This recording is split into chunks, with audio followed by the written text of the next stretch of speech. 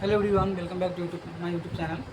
Today we are going to learn 3 useful idioms which will make your conversation more polished and make your English natural. And the very first idiom is a piece of cake.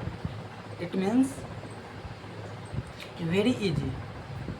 For example, the English test was a piece of cake for me. Second, hit the books means very hard. I have an exam tomorrow, so I need to hit the books.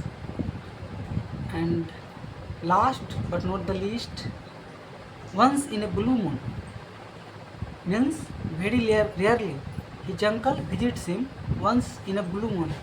If you found this video helpful, please like it, share it, subscribe and hit the bell icon so you will get the updated video. Thank you for watching.